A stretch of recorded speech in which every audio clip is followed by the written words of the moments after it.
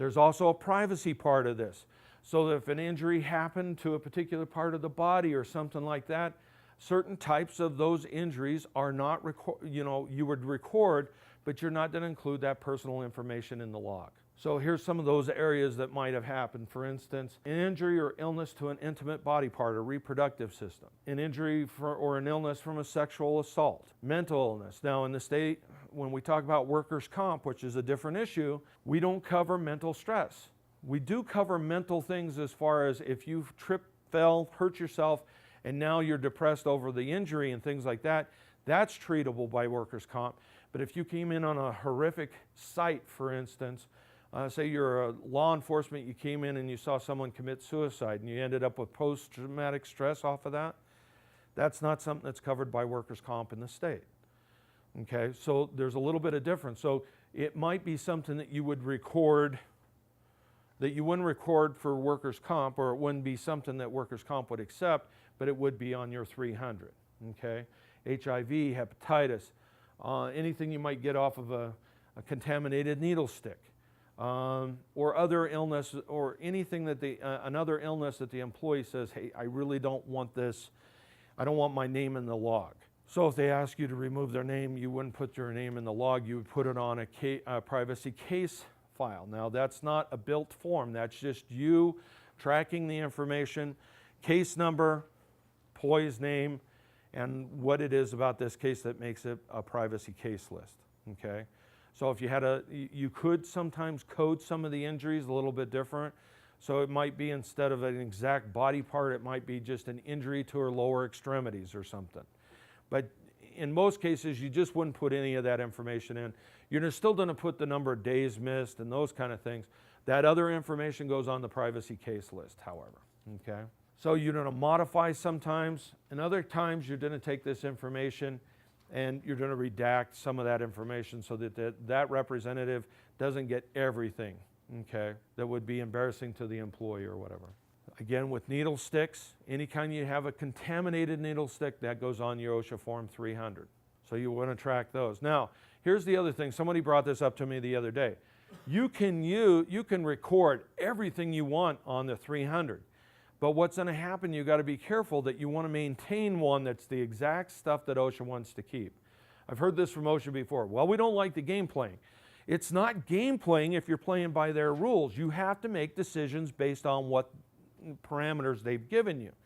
So follow the rules. But if you go above and beyond and they ask you for that information and you provide it for them and you got tons of claims or injuries that were first aid and everything else, what that's going to do for you is that's going to put you way over the top on your injury rate. So you don't want to do that. So the information you give them is exactly what they're asking for. But you can have a separate log that you're tracking everything else on. Hearing loss, for instance, would also be something that you're going to record, and it has to do with suffering a standard threshold shift in one or both ears. The total hearing level is at 25 dBA, which is at the decibel level that we hear at, or more above autometric 0. And to keep in mind, every time that you have these people tested and they go over that limit, that now becomes their new baseline, so that you're tracking it from there, because each time then you'd really be reporting it over and over again. So one of the things I will tell you is I know just enough about this to hurt myself. All right. So if whoever's doing your testing and that kind of thing, those are the experts. Those are the people that understand exactly what we're looking at, because when they do the testing, they do it at 3 levels, at 2,000, 3,000, and 4,000 hertz. So when they are looking at that, they're recording it a particular way. So you want to make sure that you document it in the 300 the proper way. Musculoskeletal disorders, the same thing. You have the ability to either determine it was an injury or an illness. Which one was it? So picking up the pencil, a lot of you in here said, well, that would be an injury, because I can point to an exact situation in which you did something that you were injured off of. Some cases other people may look at that and say, yeah, but that was the last straw. So in actuality, that was an illness. So it gives you the ability to make that determination. So when you go on to log it into the log, it can either actually be a one-time event or it can be an illness. So here's the form, pretty easy to fill out actually. Case number, employee's name, job title, all that stuff makes sense. Date of injury, okay? where the injury occurred. Was it on the shipping dock? Was it in the office? Was it in their vehicle? Where was it exactly that this happened? You know, when I say in their vehicle, I mean the company truck or the company car, okay?